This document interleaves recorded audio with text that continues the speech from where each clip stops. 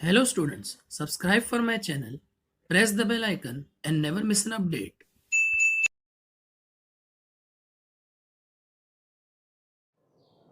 Hello students, welcome to my YouTube channel classic tutorial. आज के lecture में हम क्लास 12th आर्ट्स हिस्ट्री के चैप्टर नंबर 2 यूरोपियन कॉलोनियलिज्म इसके क्वेश्चन आंसर्स की टेक्स्ट बुक में मार्किंग करेंगे और आंसर्स को समझेंगे। आइए एक्सरसाइज की तरफ चलते हैं। सबसे पहला सवाल है, again choose the correct alternative and rewrite the statement. पहला, declaration of independence was drafted by dash, तो आंसर है Thomas Jefferson. Second, the second Anglo Burmese war fought during the times of dash, answer is Lord Dalhousie. फिर B है, find the incorrect pair from group B and write the corrected ones, इसका answer है 4। Ivory coast का यहाँ पे Portuguese colony लिखा था जबकि वो फ्रेंच कॉलोनी था। फिर क्वेश्चन नंबर सेकंड के ए में, write the names of historical places और पर्सन्स और events. Number 1, the region from Florida to California on the southern coast of America was under the control of Spain, ये इसका answer Spain है। Second, the sea voyages, sea voyage मतलब समुद्र में travel करना या कोई वोयाज पे जाना, तो sea voyages for exploration were encouraged in the reign of Queen Elizabeth one, इसका आंसर है। फिर बी है, choose a correct reason and complete the sentence. The British wanted to gain control over Myanmar because B, it was very important for them to control the natural resources and the market in Myanmar.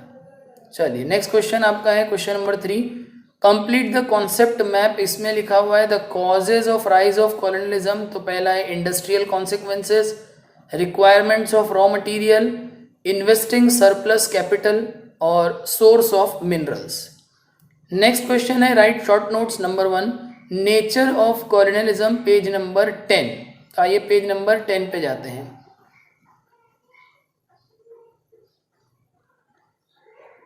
देखिए यहाँ से आपको लिखना है fourth का first. पहले आप ये लिखेंगे कॉलोनियलिज्म क्या होता है। कॉलोनियलिज्म की definition, colonialism is a form of imperialism, the act of a developed nation occupying the land of a less developed distant nation and establishing their rule on the occupied country is known as colonialism. Colonialism असल में एक तरह का imperialism है जहाँ एक developed nation अपने से कम डेवलप्ड नेशन जो कि उससे दूर होता है वहाँ पे अपना कब्जा जमाता है, इसी को कॉलोनियलिज्म कहते हैं। फिर इसके बाद यहाँ से लिखिएगा, Europeans reach all over the world with various intention such as the urge for adventure, to earn name, to discover unknown land, to search for gold mines etcetera. ये सारे रीजंस की वजह से यूरोपियंस दुनिया भर में घूमे या दुनिया भर की उन्होंने डिस्कवरीज की अलग अलग जगहों की, क्योंकि उनको एडवेंचर्स चाहिए था या नाम कमाना था या फिर नए नई ज़मीनें ढूंढना था या गोल्ड माइंस ढूंढनी थी। Wherever the European went they establish their colonies, जहाँ भी गए वहाँ उन्होंने अपनी कॉलोनीज बनाई।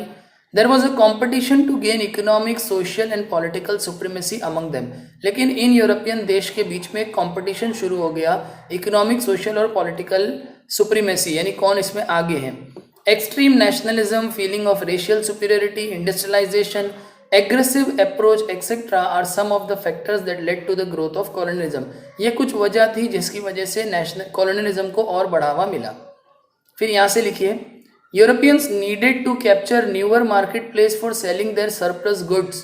अब वो जो सरप्लस गुड्स बना रहे थे, यानी उनके इंडस्ट्रीज में जो भी चीज़ें बन रही थी तो वो बच जा रही थी ऑफकोर्स, क्योंकि इंडस्ट्रियल रेवोल्यूशन के बाद प्रोडक्शन फास्ट हो गया था, तो जो भी सरप्लस गुड्स बचता था उसको बेचने के लिए उन्हें बाजार, मार्केट की ज़रूरत थी, which were increasingly accumulating as the result of mass production caused by the industrial revolution। ये अभी समझाया मैंने। फिर in the later half of the 19th century England had built a very flourishing trade। 19th century के letter half में England ने अपनी trade बहुत अच्छी कर ली, उसकी ट्रेड बहुत फ्लरिश हो गई, फल फूल गई, फैल गई as a result of the industrial revolution. फिर यहाँ से लिखिए, the British had establish supremacy in Asian and African continents. British का एशिया और अफ्रीका में भी सुप्रीमेसी हो गया। France, Belgium, Italy and Germany were the countries who like England strove to establish colonies. फिर इंग्लैंड के बाद ये कुछ देश थे जो जिन्होंने स्ट्रोव यानी they tried very hard to establish their colonies. तो यहाँ तक इसका आंसर लिखना है। जो हाईलाइटेड है बस उसको भी पॉइंट बना के आप लिख देंगे तो चलेगा। चलिए नेक्स्ट क्वेश्चन क्या है, नेक्स्ट नोट है हमारा अमेरिकन वॉर ऑफ इंडिपेंडेंस, ये थोड़ा सा बड़ा आंसर है, पेज नंबर 11, 12, 13 और 14 पे इसका आंसर है। आइए पहले पेज नंबर 11 पे चलते हैं। देखिए यहाँ से शुरू है, ये जो आप हाईलाइटेड देख रहे हैं ना, ये फोर्थ के सेकंड का आंसर है। अंडरलाइन जो है वो फिफ्थ के सेकंड का है। फिलहाल हम लोग फोर्थ का सेकंड कर रहे हैं, तो सिर्फ हाईलाइटेड पोर्शन कवर करेंगे। The stronger European countries dominated the weaker countries by establishing colonies there. Powerful nations ने वीक नेशंस पे कब्जा किया, वहां अपनी कॉलोनी बनाई। The European migrant seize the lands of original inhabitants in America and at times massacred them. जो European migrants थे उन लोगों ने अमेरिका के अंदर जाकर वहाँ की ज़मीनों पे कब्जा किया, बहुत सारे लोगों को मारा भी उन लोगों ने। फिर इसके बाद यहाँ से लिखिए, यहाँ से पेज नंबर 13 पर, यहाँ से to suit its colonial interest England begin to impose restriction on the colonies. यानी अपने आप को सूट करने के लिए, अपनी पॉलिसीज़ को और इम्प्रूव करने के लिए इंग्लैंड ने कॉलोनीज़ के ऊपर जो है वो रेस्ट्रिक्शंस लगाना शुरू किया। The maritime law was a step in this direction. एक लॉ बनाया इंग्लैंड ने, maritime law. This law authorise only British companies for the sea transport. इस लॉ ने सिर्फ ब्रिटिश कंपनी को परमिशन दिया कि वो सी ट्रांसपोर्ट कर सकते हैं। फिर एक और नया कानून बना, the Stamp Act 1765 made it obligatory यानी compulsory to purchase special stamps for important documents.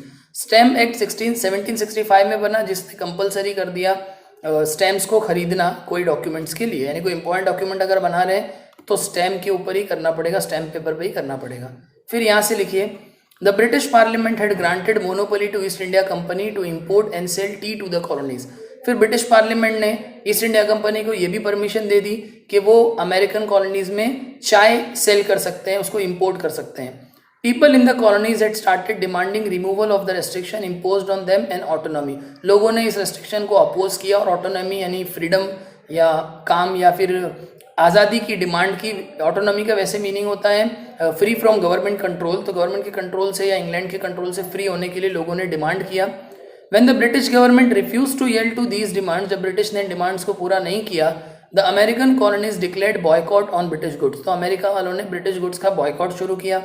1773 as an act of resistance, 1773 में रेजिस्टेंस दिखाने के लिए the local residents of Boston America में, ये तो वहाँ के लोकल अमेरिकी लोगों ने dumped the boxes containing tea in the sea belonging to the East India company. उन्होंने क्या किया, ईस्ट इंडिया कंपनी का एक जहाज आया हुआ था जिसमें चाय के बड़े बड़े डब्बे थे, तो वो सारे डब्बे उठा के उन्होंने पानी में, समंदर में फेंक दिए। This event is known as the Boston tea party. इसी इवेंट को बोस्टन टी पार्टी भी कहते हैं। A federation of the colonies known as the continental congress was establish. फिर एक और ग्रुप इन्होंने बनाया कॉन्टिनेंटल कांग्रेस नाम से। In 1774 a meeting of the congress was called at Philadelphia. फिर इस कांग्रेस की एक मीटिंग हुई फिलाडेल्फिया में। In this meeting known as the first continental congress a strong opposition was express to import of British goods. यहाँ पे इन्होंने British goods को इम्पोर्ट करने पे स्ट्रॉन्ग अपोजिशन दिखाया, स्ट्रॉन्गली अपोज किया इसको। It was also decided to boycott British goods. British goods को भी बॉयकॉट करने का डिसाइड किया। These events ultimately gave a momentum to the American independence movement against European power. इस इवेंट ने यूरोपियन पावर के अगेंस्ट अमेरिकन इंडिपेंडेंस मूवमेंट को और मोमेंटम दिया और मजबूत बनाया। फिर उसके बाद यहाँ से लिखिए, the conflict between the colonies and the British army continued for some time resulting into several battles. फिर इंग्लैंड और अमेरिका के बीच में ये कॉन्फ्लिक्ट चलता रहा, बहुत सारी लड़ाई हुई। Finally at Saratoga the colonies got a decisive victory over the British army. Saratoga is the name of a place in America. यहाँ पर colonies यानी अमेरिका को ब्रिटिश के ऊपर विक्ट्री मिली। फिर यहाँ से on 7th October 1780 George Washington defeated the British army. George Washington ने ब्रिटिश आर्मी को डिफीट किया। On 19th October the British general Lord Cornwallis surrendered, और फिर लॉर्ड कॉर्नवालिस ने सरेंडर किया एंड अमेरिका बिकेम इंडिपेंडेंट। इस तरह 19 अक्टूबर 1780 को अमेरिका इंडिपेंडेंट हुआ। The American revolt for independence is also known as the American revolution. इसी रिवॉल्ट को अमेरिकन रेवोल्यूशन भी कहते हैं। और फिर एक लास्ट ये लाइन लिख देना, Americans prove to the world that the subjects have a right to fight the rulers who deny them their natural rights. America ने सारी दुनिया को दिखा दिया कि अगर तुम्हारा राजा तुम्हारे अधिकार के अगेंस्ट है तो तुमको हक है कि तुम ऐसे राजा के अगेंस्ट आवाज उठाओ। चलो नेक्स्ट जाते हैं क्वेश्चन नंबर 5 में। क्वेश्चन नंबर 5 हमारा है, explain the following statement with reason. Number 1, the industrial revolution gave a momentum to colonialism. industrial revolution की वजह से colonialism को बढ़ावा मिला। पेज नंबर 11 पे इसका आंसर है। आइए पेज नंबर 11 पे जाते हैं। देखिए ये जो हाईलाइटेड है बस इतना ही लिखना है इसमें। Colonialism was a result of industrial revolution. Industrial revolution की वजह से ही कॉलोनियलिज्म हुआ। Production increase enormously because of the new machine. Machine के आने से प्रोडक्शन तेजी से बढ़ने लगा। However the rate of local consumption was much lesser compared to the surplus production. अब प्रोडक्शन इतना ज़्यादा हो रहा था लेकिन उसका कंजम्पशन बहुत कम हो रहा था, यानी कि उसका यूज़ कम हो रहा था, प्रोडक्शन ज़्यादा हो रहा था। Hence the immediate need of the European was to find a new marketplace for selling their products. अब क्योंकि माल ज़्यादा बन रहा है, यूज़ कम हो रहा है, तो बचे हुए माल को बेचने के लिए यूरोपियंस को नए मार्केट की ज़रूरत थी। It was also necessary that those marketplaces be dependable and easy to dominate. और ये भी ज़रूरी था कि जो मार्केट वो लोग ढूंढे वो डिपेंडेबल हो और वहाँ पे ये लोग आराम से डोमिनेट कर सके, राज कर सके। तो इस तरह इंडस्ट्रियल रेवोल्यूशन ने कॉलोनियलिज्म को जन्म दिया। फिफ्थ के सेकंड का आंसर यहाँ से मैं आपको साथ ही साथ समझा देता हूँ। देखिए फिफ्थ का सेकंड क्वेश्चन है, उसका आंसर है while studying the history of the colonial period in America. ये सिर्फ अंडरलाइन वाला लिखना है कि जब हम कॉलोनियल पीरियड की हिस्ट्री को समझते हैं अमेरिका में, it becomes apparent that, apparent का मतलब होता है it becomes obvious that the stronger European countries dominated the weaker countries by establishing colonies there. Stronger nation ने वीक नेशन को कब्जा किया और वहाँ पे अपनी कॉलोनी बनाई। फिर यहाँ से The European migrants seized the land of original inhabitants in America and at times massacred them. ये भी मैंने आपको समझाया कि यूरोप वालों ने अमेरिका वालों की ज़मीन पे कब्जा किया, वहाँ के लोगों को मारा काटा उन लोगों ने। They destroyed the local kingdom in Peru and Mexico. Peru और मेक्सिको में जो लोकल किंगडम थी उसको डिस्ट्रॉय किया। The original inhabitants were forced into slavery. और जो असली अमेरिकन लोग थे उनको गुलाम बना लिया। Portugal and Spain were on the forefront in the competition among the European nation to establish colonies. जो यूरोपियन नेशन अमेरिका में अपनी कॉलोनी बना रही थी उनमें पोर्तुगल और स्पेन भी बहुत आगे थे। फिर इसके बाद आपको यहाँ से लिखना है, they engage the native American and African slaves in farming. उन्होंने अफ्रीका और अमेरिका के गुलामों को खेती बाड़ी में लगा दिया। Farming and mining earn them enormous wealth. खेती बाड़ी और माइनिंग करने से या खदान वगैरह में काम करने से उनको यूरोप वालों को अच्छा पैसा मिलने लगा। An organization called Council of the Indies was established to rule the colonies. Colonies पे राज करने के लिए यूरोप वालों ने काउंसिल ऑफ द इंडीज नाम की एक ऑर्गेनाइजेशन बनाई। और फिर ये line, witnessing Spain's prosperity, England, Holland and France also begin to establish their colonies in America. Spain की तरक्की को देख के इंग्लैंड, हॉलैंड और फ्रांस भी अपनी कॉलोनीज अमेरिका में बनाने लग गए। तो इसी के साथ बच्चों इस चैप्टर के तमाम क्वेश्चन आंसर्स की मार्किंग और आंसर्स एक्सप्लेनेशन कंप्लीट हुआ। आई होप कि आपको ये सारे आंसर्स अच्छे से समझ में आए हैं। अगर आपको ये वीडियो अच्छा लगा तो लाइक करो, कमेंट करो, शेयर करो और इस चैनल को ज़रूर सब्सक्राइब करो और अपना बहुत ध्यान रखो। Thank you.